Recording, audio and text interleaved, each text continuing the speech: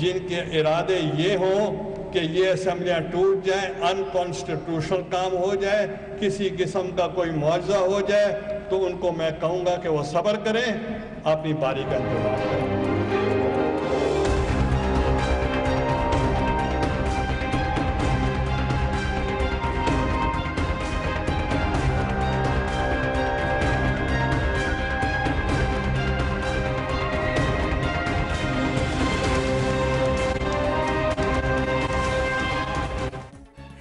नाज़रीन, मैं हूं फरिया अजीज। वज़ीर आज़म पाकिस्तान ने कहा है कि आवाम बेसब्रे हैं।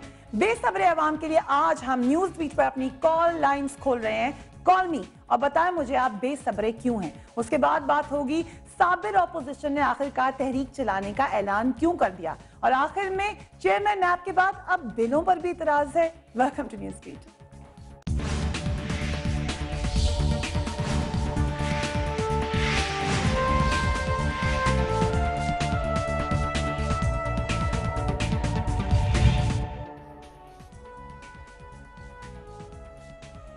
सब्र क्यों दिलाते हो, ज़ब्त क्यों सिखाते हो, मुझको कितनी सदियों से ये सबक तो अज़बर है। मगर इसके बावजूद हमारे वज़ीर आज़म यूसुफ रज़ा गिलानी ने पाकिस्तानी कौम को बेसब्रा करार दे दिया है और कहा है कि कौम बेसब्री है, मुअज़्ज़िन नहीं हो सकते। पता नहीं वज़ीर आज़म साहब कौम का सब्र मज़ीद कितना आजमाना चाहते हैं, और उन्होंने ये भी नहीं बताया कि कौम आखिर कब तक सब्र करती रहे। मगर हमें ये भी डर है कि कहीं ऐसा ना हो कि कौम के सब्र का पैमाना ही लबरेज हो जाए। पाकिस्तान इस वक्त शदीद माली बुहरान का शिकार है, इसमें कोई मुबालगा नहीं है। मुल्क भर में रेलवे मुलाजमीन तनख्वाहें ना मिलने पर एहतजाज कर रहे हैं। बिजली नहीं है, मगर बिजली की कीमत में 3 रुपए फी यूनिट का इजाफा हो चुका है, जबकि सर्दियाँ आया ही चाहती हैं। जबकि सर्दियों में गैस की कीमतों में इजाफे और गैस की मजीद लोड शेडिंग की खुशखबरी कौम को सुनाई जा चुकी है।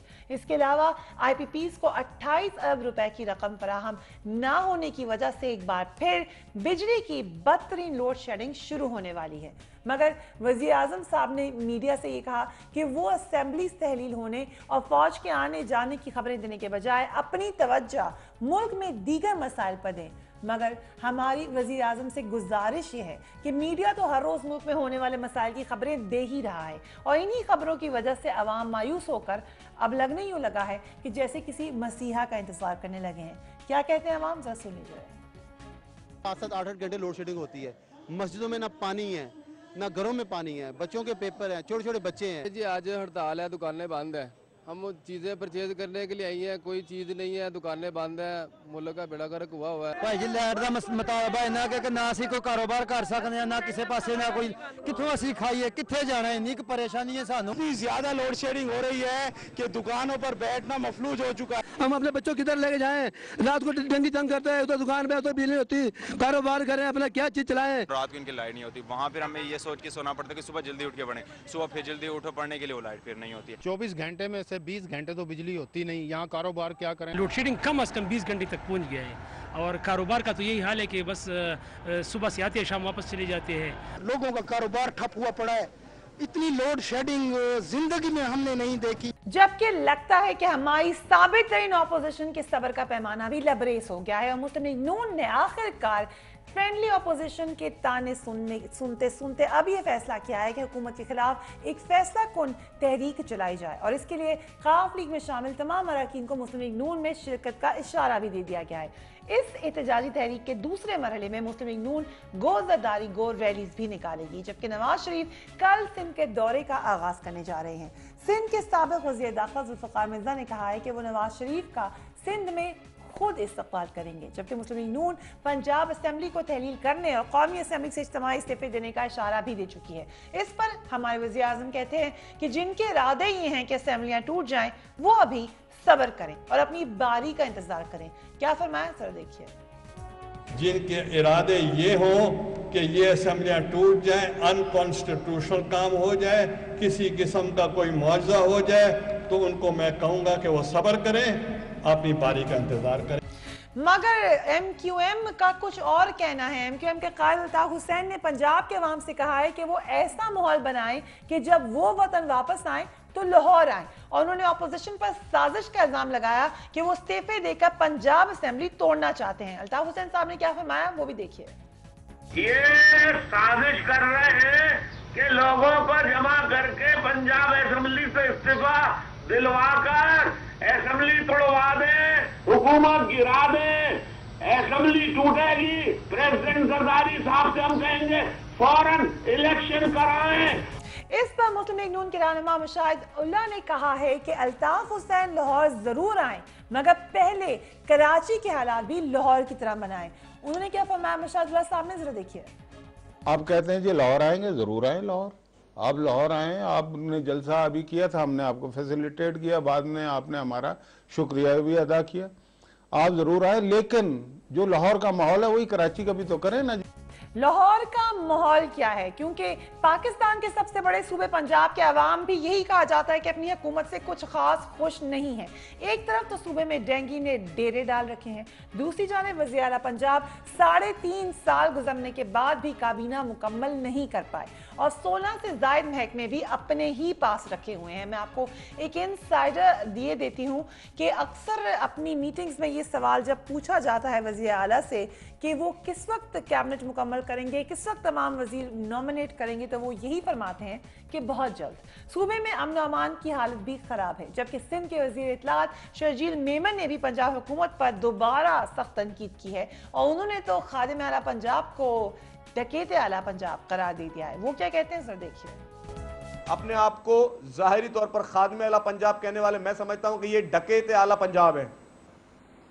جس طرح پنجاب میں لوٹ کھسوٹ کا بازار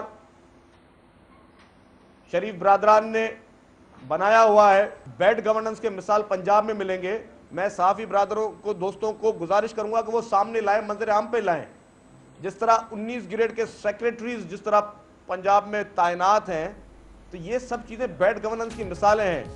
تو پھر یہ اس وقت ہو کیا رہا ہے, ہر طرف سے شور کی آوازیں کیوں آ رہی ہیں؟ عوامی مسائل کے تجزیہ کرنے کے بجائے, اس کے اوپر انالیسس دینے کے لیے, کاؤنٹر پالیسی دینے کے بجائے صرف ایک دوسرے پہ الزامات کیوں دیے جا رہے ہیں؟ اس کے بارے میں کہا جاتا ہے تجزیہ کاروں کے مطابق اپوزیشن کی موجودہ تمام سیاسی ہلچل آئندہ مارچ میں ہونے والے سینٹ الیکشن کو روکنے کے لیے ہے اور اپوزیشن سینٹ کے الیکشن سے پہلے عام انتخابات کروانا چاہتی ہے تاکہ سینٹ میں پیپلز پارٹی کی اکثریت کا راستہ روکا جا سکے اور اس سلسلے میں ملک میں کرپشن, مہنگائی, لوڈ شیڈنگ سے پیدا ہونے والی عوامی بے چینی کا فائدہ اٹھایا جائے گا, یعنی اس کو انکیش کیا جائے گا اور حکومت کے خلاف ایک عوامی تحریک چلانے کی تیاری کی جائے گی.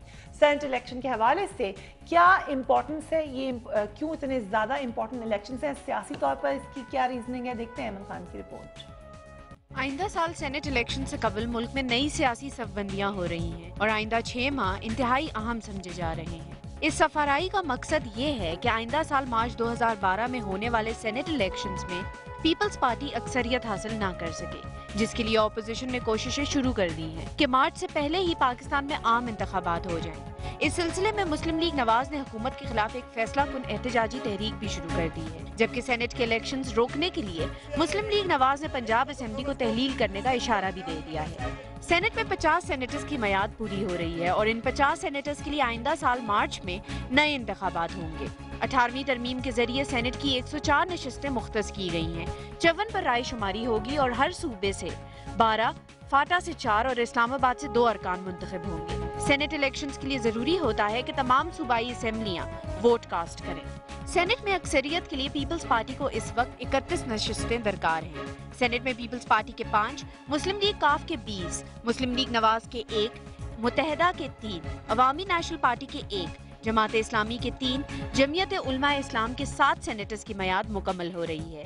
سینٹ میں پیپلز پارٹی کی اکثریت حاصل کرنے کی صورت میں صدر کا مواخذہ نہیں ہو سکتا, مگر سوال یہ ہے کہ کیا مارچ سے پہلے مسلم لیگ نواز پنجاب اسمبلی تحلیل کر کے سینٹ کا الیکشن روکنے میں کامیاب ہو جائے گی, اور کیا اپوزیشن کا سینٹ کے الیکشن سے پہلے عام انتخابات کا خواب پورا ہو سکے گا؟ نیوز بیٹ کے لیے ایمن خان, سما, اسلام آباد. اور اس پہ بات کرنے کے لیے very warm welcome to Tariq Fazal Chaudhry صاحب, پاکستان مسلم لیگ نون کے لیڈر ہیں. ہمیں جوائن کریں شرجیل میمن صاحب, انفارمیشن منسٹر فرام سندھ. اور سینیٹر کامل علی آغا صاحب پاکستان مسلم لیگ کا سے آپ کا تعلق ہے. And last but not the least Khawaja Izhar ul-Hassan M P اے ہیں MQM کے, ہمارے ساتھ وسیم اختر صاحب کا, کیونکہ آپ نے ٹکٹ دیکھا ہوگا چلتے ہوئے ہم نے ایڈورٹائز کیا تھا, مگر وسیم اختر صاحب کو وزیر اعظم صاحب نے بلا لیا ہے تو وہ وہاں چلے گئے ہیں. خواجہ اظہار صاحب, I am very thankful to you for joining me on the programme. سب سے پہلے شجی میمن صاحب, آپ نے کافی زیادہ کرٹیسائز کیا ہے میاں نواز شریف صاحب کو, مگر انہی میاں نواز شریف صاحب کو سب کہتے رہے کہ صابر ہیں, سکون سے برداشت کر رہے ہیں. مجھے بتائیں صبر ہوتا کیا ہے؟ بسم اللہ الرحمن الرحیم. شکریہ فریہ صاحبہ. آج جس طرح آپ نے میرے پریس کانفرنس کا ایک چھوٹا سا کلپ دکھایا, لیکن اس پریس کانفرنس کو میں نے بڑے تفصیلی طور پر پورا بتایا گیا کہ وجہ کیا ہے آخر کہ جس کی وجہ سے اتنا شور کیا جا رہا ہے. اور میں نے تو ان کو یہ مشورہ دیا کہ اپنی باری کا انتظار کریں, اور خصوصی طور پر جو سینٹ کی الیکشن کو جس طرح ان لوگوں نے اپنے ذہن میں ایک سوار کیا ہوا ہے کہ سینٹ الیکشن میں پیپلز پارٹی کو, کیونکہ عوام نے اکثریت دے کر ہمارے ممبران کو یہاں پہنچایا ہے اور عوامی نمائندے ہم سب لوگ ہیں, تو اور اگر یہ ہمارا آئینی حق ہے کہ ہم سینٹ میں اپنے جو ہے نمائندے وہ بھیجیں, تو اس کے لیے وہ ان کو چیز پسند نہیں ہے. وہ پیپلز پارٹی کی اکثریت سے گھبرا رہے ہیں اور اسی وجہ سے وہ مختلف بہانے کر رہے ہیں. پہلا بہانہ تو انہوں نے آپ نے دیکھا کہ لوڈ شیڈنگ کا کیا, اور لوڈ شیڈنگ جب اور اس میں بھی کس طرح کیا گیا کہ میاں نواز شریف صاحب یہ فرماتے تھے کہ عوام کو کہ باہر لو, اور میاں شہباز شریف صاحب جو کہ وہاں کے ہوم منسٹر بھی ہیں اور چیف منسٹر ہے, وہ ان کو بولتے تھے کہ ڈنڈے برساؤ سے عوام پر. مگر لوڈ شیڈنگ ہو تو رہی تھی, ہو نہیں رہی تھی لوڈ شیڈنگ. سن تو لے اب, تو وہی چیز جو ہے اس طرح کی منافقت اس سے پہلے ہم نے کہیں نہیں دیکھی کہ بڑا بھائی بولے عوام کو باہر نکلو, چھوٹا بھائی بولے ڈنڈے برساؤ ان پر. تو یہ عوام کے ساتھ مذاق تھا, عوام کی توہین کی گئی, عوام کو وہاں پہ خوار کیا گیا.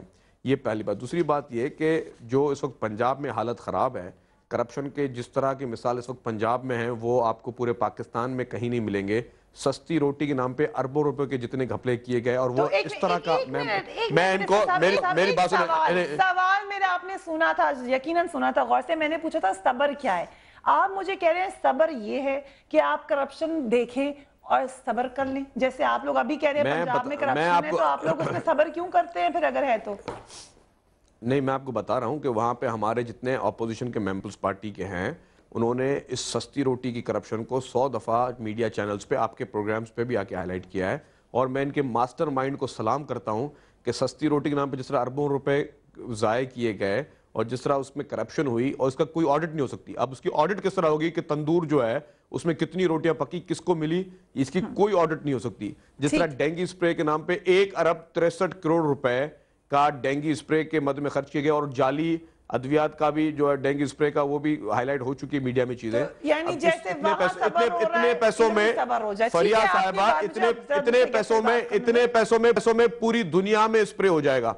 صبر کر رہے ہیں آپ لوگ. ہم لوگ اس لیے صبر کرتے ہیں کہ ہمیں پتا ہے کہ 5 سال جب پورے ہوں گے تو ان کو بھی عوام کے پاس جانا ہے, ہمیں بھی عوام کے پاس جانا ہے. ہمارا احتساب ہماری عوام کرے گی کہ اگر ہم نے اچھے کام کیے ہوں گے, پوزیٹیو کام کیے ہوں گے تو عوام ہمیں واپس لے آئیں گے. ایک بڑا انٹرسٹنگ کانسیپٹ, ایک مفاہمت کا ہمیں کانسیپٹ ملا ہے اس گورنمنٹ سے. دوسرا ہمیں کانسیپٹ یہ ملا ہے صبر کر لیں اور الیکشن کا انتظار کر لیں. آپ صبر تو کریں مگر آپ ساتھ ساتھ اپنی گورننس بہتر کر لیں پنجاب میں, اور پھر الیکشن میں جائیں. بسم اللہ الرحمن الرحیم. دیکھیں سب سے پہلے تو جو آپ نے کہا کہ صبر کر لیں, وزیر اعظم صاحب نے, جی میں یہی عرض کر رہا ہوں کہ جو آپ نے دکھائی ان کی کلپنگز دکھائیں, میرا یہ خیال ہے کہ اس وقت ملک اور قوم جس بحران سے اور جس صورتحال سے گزر رہے ہیں اس پہ مزید صبر کا درس دینا میرا تو خیال ہے کہ یہ بہت بڑا مذاق ہے پوری قوم کے ساتھ. اور اس وقت بے روزگاری, کرپشن, مہنگائی, لوڈ شیڈنگ, دہشت گردی, یہ تمام چیزیں ایسی ہیں کہ لوگ اس وقت میں سمجھتا ہوں کہ وہ ایک کال کے انتظار میں ہیں. اور یہ میں نہیں کہتا کہ وہ مسلم لیگ نون کے پیچھے ہی ہیں, لیکن وہ ایک کال کے انتظار میں ہیں کہ آپ ان کو اگر آپ کہیں آپ جو آپ کی یہ سرویز ہیں, جو آپ باہر نکلتے ہیں کیمرہ لے کے لوگوں کے پاس جاتے ہیں, آپ ان کے جذبات سنیں. اور میں بڑا حیران ہوتا ہوں کہ جب اتنے سینئر لوگ, شجیل میمن صاحب ماشاءاللہ وزیر اطلاعات بھی ہیں, بڑے سینئر ممبر ہیں اپنی پارٹی کے, پارلیمنٹیرین ہیں, جب وہ اس طرح کی بات کرتے ہیں جناب کہ یہ 2 روپے روٹی, سستی روٹی, یہ کرپشن. بات یہ ہے کہ پنجاب ملک کا ایک حصہ ہے. وہ چیزیں جو صوبائی معاملات کی حد تک ہیں اس میں پنجاب یقیناً اس کو اپ ٹو مارک ہونا چاہیے. اگر کسی جگہ کمی ہے یقیناً کمی ہے. جو چیزیں جو ہیں فیڈرل گورنمنٹ سے متعلقہ ہیں, جو اثرات آپ کے فیڈرل گورنمنٹ کی پالیسیز, ٹرکل ڈاؤن پالیسیز صوبوں پہ جاتی ہیں, وہ پنجاب کے ذمہ نہیں ہیں.